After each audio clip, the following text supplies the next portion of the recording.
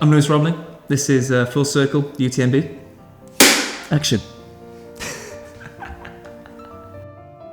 I'd be lying if there wasn't a part of me that's not still here, that still resents that person that I was when I was a rugby player.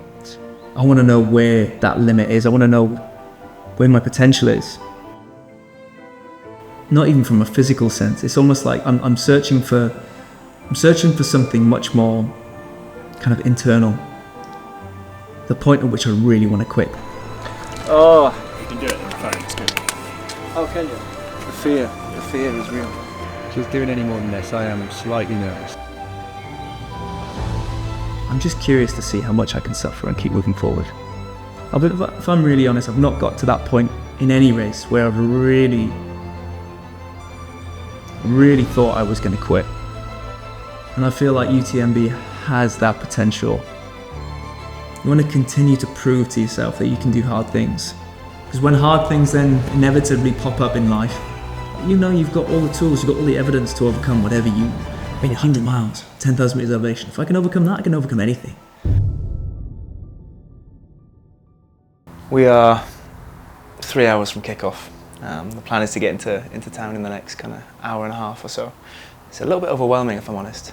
It's the toss-up between excitement and fear. And every 10-15 minutes I'm just flirting between both. On one hand is the excitement about going out there and actually getting to go and do something like this, having the opportunity to go and explore this area, myself and all of that stuff. And the other side of it is the fear around whether I can do it.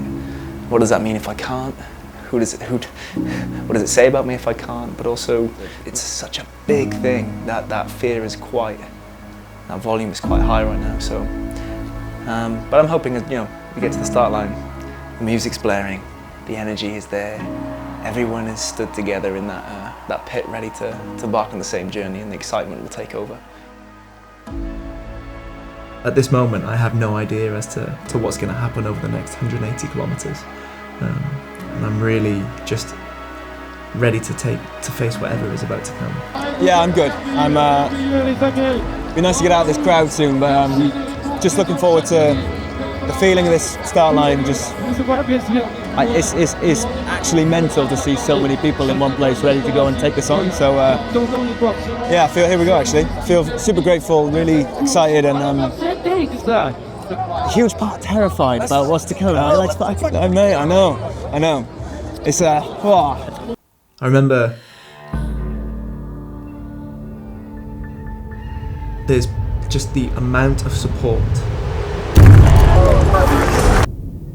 was incredible. Especially the first 30, 40 kilometers. Whether you're on trails, whether you're on the roads, like through Chamonix, there are people everywhere. There literally are people everywhere.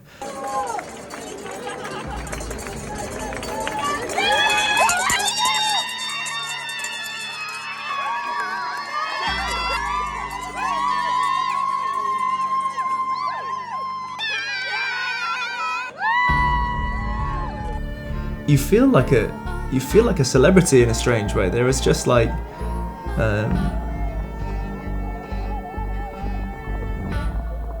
it's hard to put into words, but you feel it was like playing rugby again, where you've got the world watching what you're doing. It felt like the world was watching you run UTMB.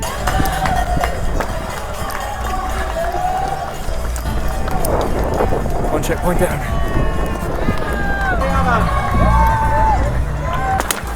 12k in, already humbled. There's been queues everywhere, there's just so many people. Look at the view.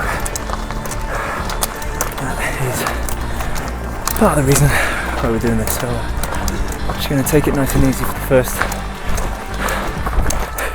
171k and just hope to make it to the end, really. Yeah, special. Brutal but special. It's almost, I almost don't want to say it out loud out of fear of failing. That's how much it kind of really gets to me sometimes. But the time I'd like to come in is as soon as possible. But if that's anything around 30 hours, then that's going to be a massive win for me. And knowing my capability, but also understanding that I'm not your average ultra runner. I'm probably 20 kilograms heavy than the average ultra runner. So I think to go out to UTMB and expect a performance in a race where it's going to require me going up and down hills for 10,000 meters, it's a much tougher challenge for someone like me. I wouldn't say I'm too attached to it. I'm also at peace in the fact that, look, if it takes me 40 hours, it takes me 40 hours. Would I want it to take me 40 hours? No, I don't want to be out there for 40 hours. I want to be out there I want to be finished as soon as possible. I want to delay the onset of whatever I'm going to be feeling as best I can, which will also mean a better performance. But I think the time is a direction, it's a goal. And I'm very goal orientated. I like having something to strive for. But I'm not going to let it define me. My idea of success really here is just, it's not so much outcome based. Like I have outcome goals, yes, okay, 30 hours, great, that'd be a great outcome goal. But really the success is go out there and give all of myself to this race. Do whatever it takes, do everything that I can within reason to get to the end.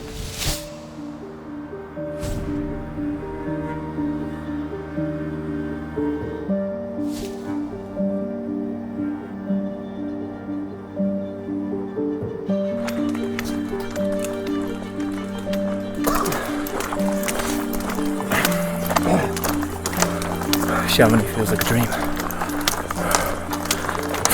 14k. The expectation that I had before starting this race, I got caught in the trap of thinking about time, and I wanted to finish UTMB in X time. I think I said anywhere between 30 and 33 hours. My expectations had to shift very, very quickly because after the first 20k, I had to rewrite the rulebook. I had to accept that actually my expectation of what I thought was possible on that day, I was going to get nowhere near. And so the confrontation of having to to see those expectations and rewrite them in the moment, I had to let go of my ego, I had to let go of everything, and just focus on the deeper reasons, the reason why I was there in the first place. And so my reflection process really, or the deep work, started really early in this race because I was confronted by it. Here we are then, 20k in, let's get to checkpoint 3. It's got dark, head torches on, and it's just got very real.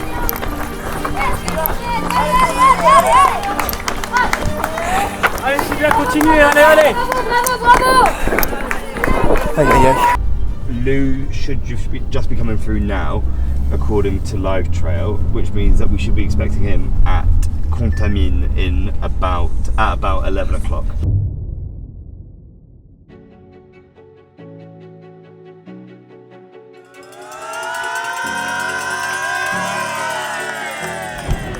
That internal battle between talking myself into the race and talking myself out of it on the other shoulder was really intense, really quick. When you're not expecting to face that so early on, it was super confronting. So after 30 kilometers, maybe 4.5 hours, I remember seeing the guys at 30k, and I had nothing but negative things to say at that time. I need to get in this. Yeah, you do, mate. Okay. I can't believe this is only 30k. Next checkpoint, please. Yeah. Right, let's get these unpacked. I'm sweating a lot. It's really muggy out there. Yeah, it's muggy out there. Anytime I climb a hill, it's just heart rate jumps and I'm just flipping sweating. Don't really know how to manage that. At the moment, how far is the next checkpoint?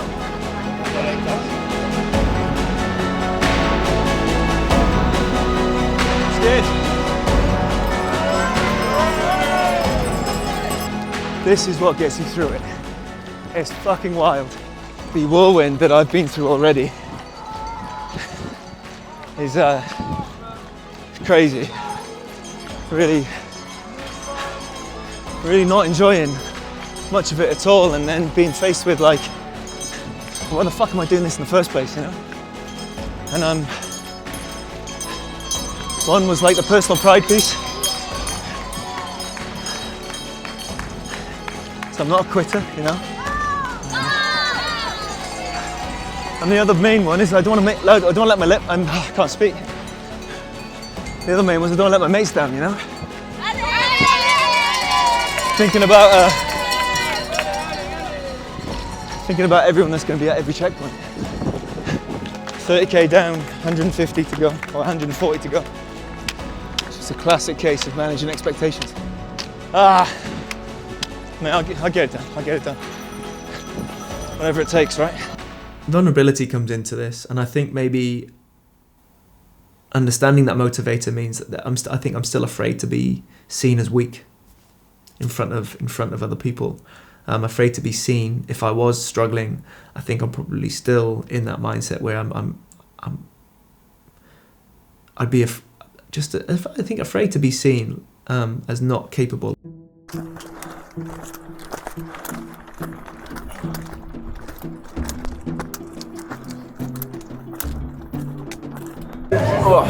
So 51k in, set at checkpoint 5, just taking 5 minutes to get settled, to get organised. Had a few more watermelons, some lemons. It's currently, well, I'm 9 hours into the race, which would make it almost 3 AM. Don't feel too tired. Feel much better than I did when I saw the lads at 30k, which is a really positive note, even though the climb was absolutely brutal. I think we did about 1,200 metres in one go. We had fun on the descent, so you win some, you lose some, and next checkpoint's in 19k. Got another 1,300 metres of elevation to cover and 900 descent, so I should probably get up and out. It's positive, I feel better. It's a good sign. Because that first 30k,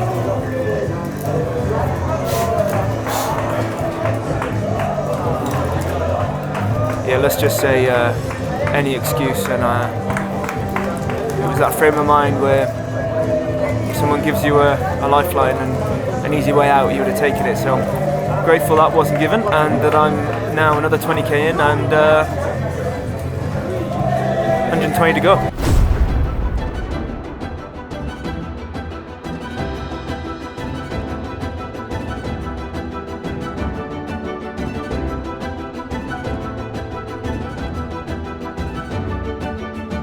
Okay, we're check.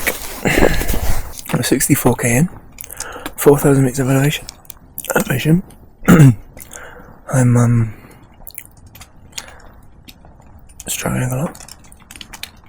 The terrain is so harsh. It's super steep on the ascents and descents. So you just can't move. You can't run. It's just walking the whole thing.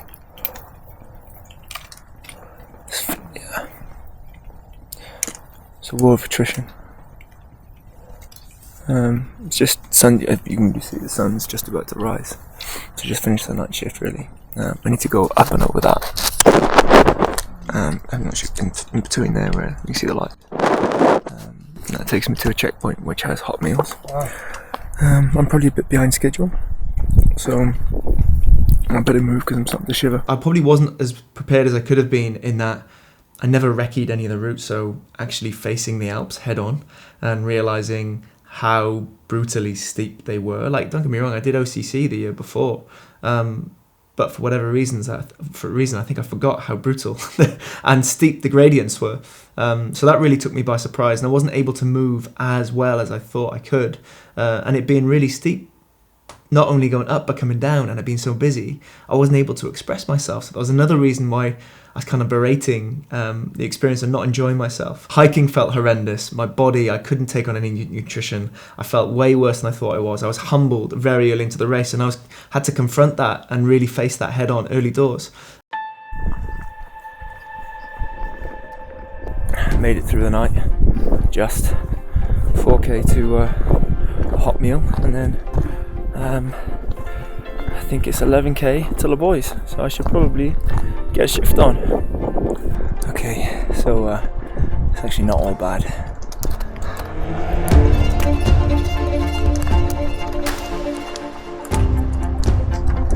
Doesn't change to absolutely bob. Get to see Dan, Grant and Max in about 12k, so get trucking.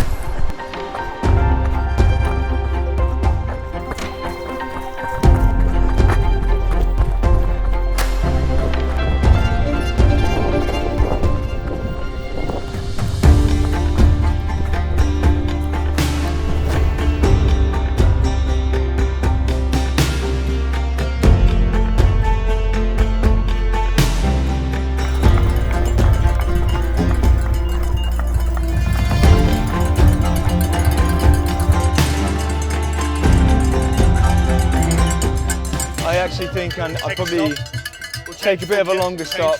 I want a big meal and just like take half an hour to just reset, because I'm fucked. So good, man. Smashing it. Keep smiling, eh? I've had 3 revelations over the night shift. 1, not sure if I like 100 milers. 2, It's a good place to like know. yeah. 2, I can't hike to save my life, and I don't like it. And 3, trail running in the dark is shit.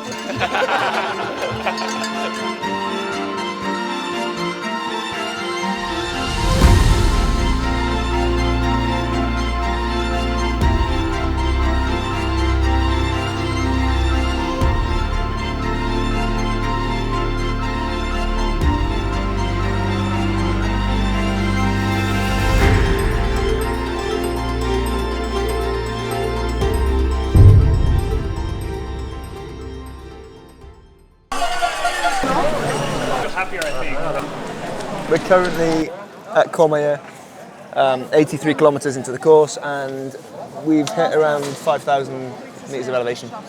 So pretty fucked. Just got humbled. I got really humbled. Missed out my nutrition for the first part of the course, and when it was hot, I think that's what did the damage. So I was playing catch up and didn't play catch up very well. And then you add in the climbs. The climbs are outrageous. They're just so steep and technical. So you can't even move quick. You can't even move quick on some of these ascents and descents. But really, coming down has been okay. But going up, I felt like I've had nothing. I've just got nothing in the tank. So the moment I hit that first climb, my ego melted. So Mont Blanc doing Mont Blanc things. yeah. I'm going to try and enjoy some of it today, because I really didn't enjoy any of it last night.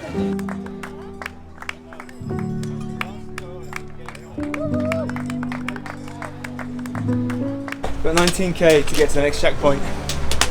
1,100 metres of climbing, and it's absolutely roasting. Pray for me. No, I'm good. Got 92k to go. There's no rush. I think I'm more nervous than this than I was tonight. I feel scared.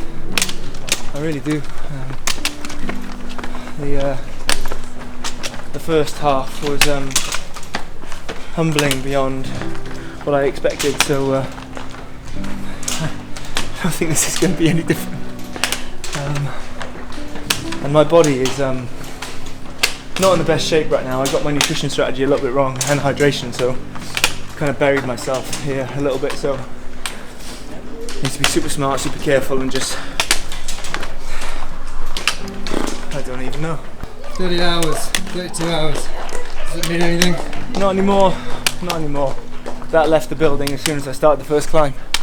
As it always does, these are bigger than just goals, right? The most memorable, rewarding parts of this already have been like seeing people along the route. Like, they're the things that have been getting me out of, just getting out of my own way, really. I've just spent the last probably hour and 36 minutes on a boiling hot slope, climbing a mountain, and it was absolutely brutal, not gonna lie. It's absolutely boiling today. There is a nice breeze actually every now and in the shade, but most of the time you're exposed to sun. As much as I didn't enjoy it at all, sometimes you've got to do things you don't enjoy for a greater reward or a greater purpose, right? It's part of life. And I think the metaphor with the mountain is you can break it down into one simple step at a time. Keep your head down. If you want to lock in or if you want to look up while you're doing it, great, but really it boils down to one step at a time. And you hope that when you get to the top, 1, the view will be worth it, or 2, there's going to be some sort of ski lodge serving Fanta Lemon.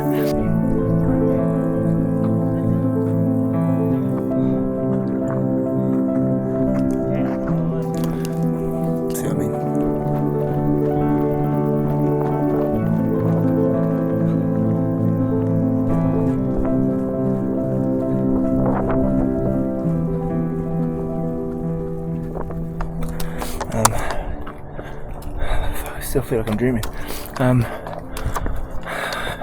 If this is real life, then I'm about 200 meters away from La Fouille, which is the next checkpoint. To get there may just have been the hardest climb of the day.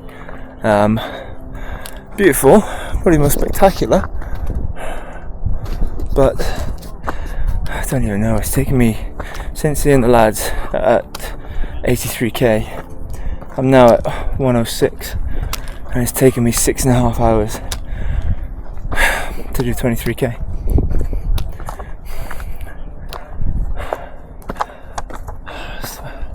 I don't know where I'm going to be able to do this. Hello. How you doing? Come on. What surprised you? What do you think?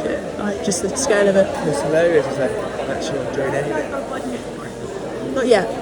A little bit, no, but like, I've not enjoyed any of it. From other than the views and stuff in the day, it's just been a fucking battle. Like, drop that. Yeah, don't drop that, please. Just the mission yet? And from the start, I've been fat. In what way? You're doing really well. Nutrition. Nutrition, hydration. Well, it's been really hot. It's not something you could necessarily. Like, sorry, I'm a bit emotional. And I'm putting my soup up so it doesn't spill everywhere. Here, right? Yeah. The ascending and descending is nothing I've ever seen. Technical, you can't, and the frustrating part is you can't move very quickly. Yeah. So like, you've got these 1,000-meter climbs, which is your average, and it's taking you about 3 hours to get up, and it's taking the same to get down. Or 2 hours to get up, and then the same to get down because you're walking. So it's just super frustrating. Every reason why I love running is not in this race. Yeah. So. I mean, we've been driving through the valley and we were like fucking hell. And it is beautiful. The night was. But as in how difficult it looks as well. Yeah, it's and there are so many false summits. Yeah. So I'm battling hard to enjoy this one. And I've settled on the fact that I'll enjoy it when I've done it. Yeah. That's it. Lou, can we read you some of the messages from people? Oh wait, I've got video. We got video from people. What do you mean? You're just saying it's emotional. It's just the right time. Oh, but he needs to know people that. Just you said No, You're doing amazing. That's pretty Yes. Oh, these guys are faffing around. I'd say 114k where I saw the girls at La Fouille was my like hardest time, was my darkest time. That was where I really started to, the tiredness really kicked in. The doubt as to whether I'd actually finish this was really quite high. I had accidentally left my head torch on the top of the mountain, which wasn't a very smart thing to do, especially as we were going into a night shift. And seeing the girls and Cookie at 14k, and I think I spent 45 minutes in the checkpoint. That was everything I needed. I had a little cry with those guys as well, and I think I just needed people. Like, you spend so much time on your own in these races. I mean, 95% of it was on my own with your own thoughts. So like loneliness, and like, even though you're surrounded by people, you're really lonely because no one's speaking to each other. Like, not that, I mean, there's a language barrier, but also like everyone's out to like run their own race. So like, you are very much alone. So then seeing the guys at 114k having a real boost, Juliet having a spare head torch in her car, was like just the universe give me a helping hand, I think. But seeing those guys there having a little cry together was exactly the boost I needed. It was enough to get me to Champ-Lac. Just, oh man, this is the reason why we do it. We do it because of all of these people that we get to flipping share these experiences with, the ones that choose to spend their time supporting you. Like, we all know we all support each other. It's can't tell you how much of a buzz that's just given me. That's all I needed. 14k to go and see him now, up to Champ-Lac, or Champ-Lac, and then it's the OCC course basically, and we're done. Still a long way to go, man. But I'm more excited for it now than I've seen the girls. So the biggest difference between like events like this and in life in general is that this is, to a degree, within my control. This is my choice. And this is an environment where you can practice, you can use it as a tool to learn how to overcome discomfort, to learn how to overcome challenge, and to, when things change inevitably with an event and with ultra, there are so many things outside of your control, but yeah, it's still your choice to put one foot in front of the other. Now, life is the same, but with life, those curveballs that it throws at you, they're never going to be within your control. And I feel like, to a degree, something like UTMB, something like an ultramarathon, or any endurance event where there's challenge, you have an opportunity and you get to choose to go and face those things head on in a way to learn how to be a better human. So when life inevitably does throw a curveball at you, whether it's grief or it doesn't matter what the challenge is, you're in a slightly better position how to overcome it. I think that's the correlation between how you can use these events to help better yourself as well, and how it relates to the bigger picture.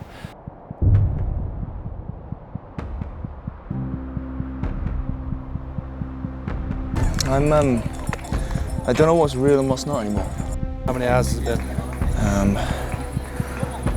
29. Thank you.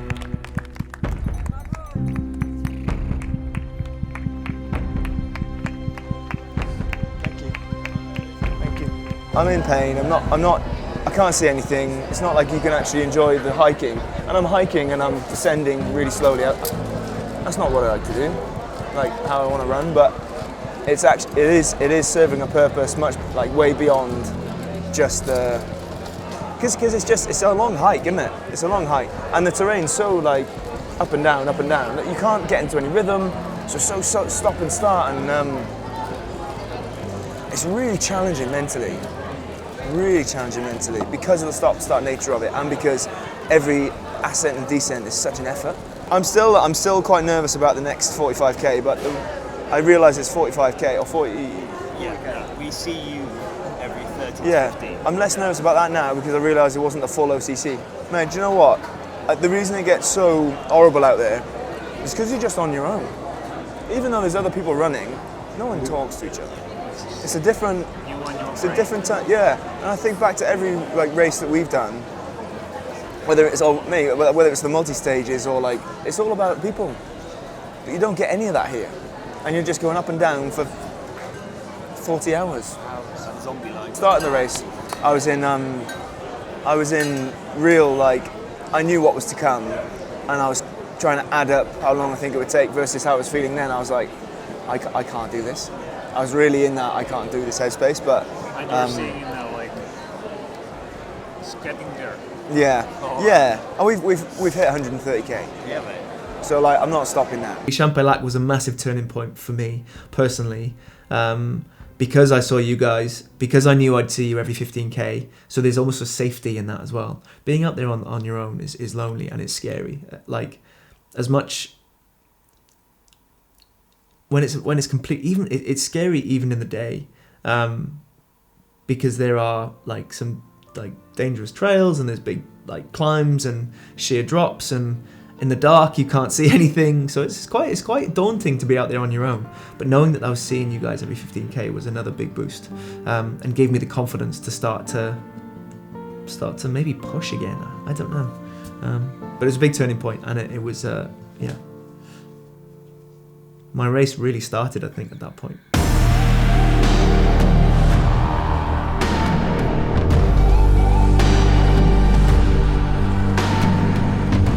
I put music in, and I think for the first time in the whole race, my body gave me something back, and I was not going to waste that opportunity. So you feel good? So for the first time in the race, I'm enjoying it. But You turned it around. But that's the lesson. You've got to fucking stay in the fight. Before it was very kind of negative in that I wasn't as good as I thought I was. Like, it was very self-depreciating. Whereas when everything clicked, it was as if that's always been there. All it took was the right circumstances, and I felt like the best I'd ever felt. You know, if I'm honest, the only reason I was disciplined at the start is because I went too hard out the gates. So it was kind of my own fault. But that's classic me. I'm pretty tired. I've got 15k to go. I didn't expect it to be as tough. So remember, the first one is don't underestimate a 100 miler, but don't underestimate any challenge that's meaningful to you, that's going to require you to go to places you haven't been before. I'm learning that how you choose to see a situation is absolutely integral in how, like, the outcome of that situation happens, if that makes sense. At the start of the race, I was so negative, and my experience was a negative one. Yeah, we just explained now, I had one positive. I could have pulled a million positives from the start of the race, but I chose to focus only on the thing that was maybe triggering for me, which is the fact that I felt nowhere near as good as I thought I should. And I let that completely override my experience of the first 100k of that race. It's just a wild, wild experience.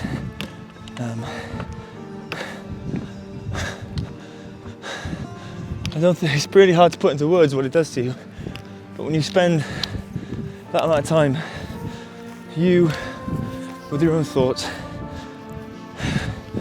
moving forward, working hard, asking yourself like the fundamental questions, because that's what comes up. I think it gives you space to understand who you are and what you want from this life, you know. And I think that's exactly what it's done for me. It's given me an opportunity to go and see what I'm made of. Have I got what it takes? Am I capable of running this distance? I have an answer for that. Was it as quick as I thought it would be? No, but that's not a bad thing. See you at the end.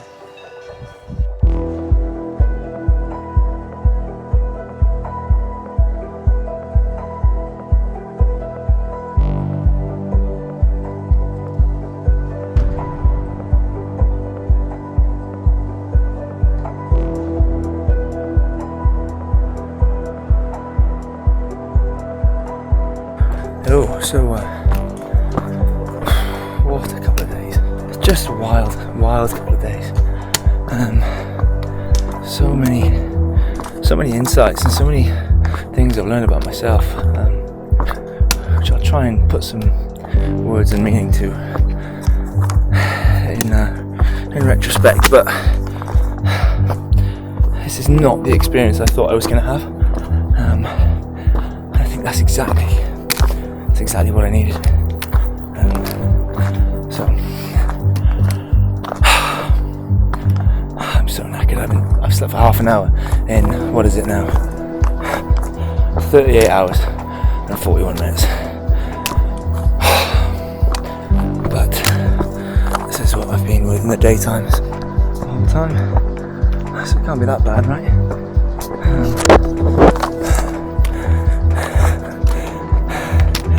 Oh man, amazing. Anyway, I can only say that in retrospect anyway, because at the time I was not enjoying life. Anyway, I'm just going to stop talking and enjoy taking this last climb really easily, because it doesn't matter at all when I finish, so long as I get in before the cut-off. So if you don't mind me, I'm going to try not to fall and enjoy this last beautiful climb. So see you later.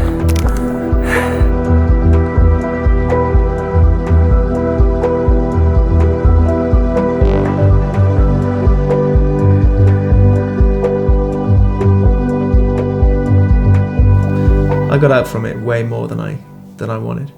I think I went with an expectation of what I think I'd find, and I've come out with so much more. So much more. So much more that I didn't expect. I think there was still a level of naivety going into this experience, going into this race. I've said it before, naive enough to start, stubborn enough to finish.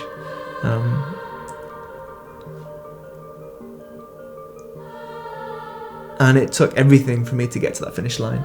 And as I've said already, I'm a different person. I'm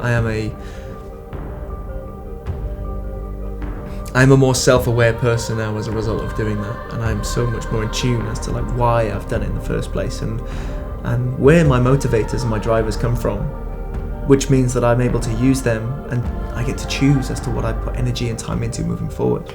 They're aligned and they're meaningful for me. Ready? Yeah, let's go.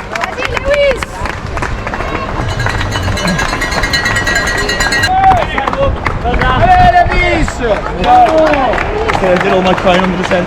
I don't think I expected to gain that level of self-awareness from something like this. Although it was 41 hours, 26 minutes of being in your own headspace. So in the mountains, on your own, in the dark, with 30 minutes of sleep.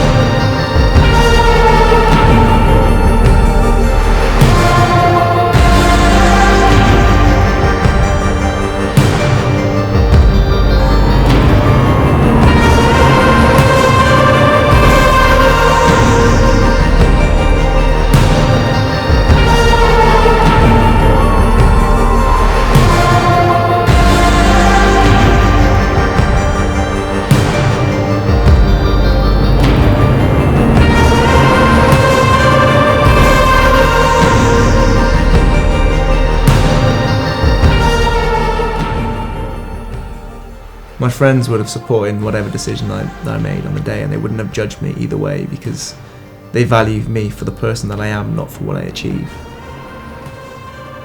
in any kind of endurance capacity. Because we're more than these races. Like, who we are is much more than these races. So actually, my perception of what they think is what's driving me rather than what they think themselves. So it's all internal. You ran around a mountain to validate yourself, to return to the same group of people that would love you no matter what.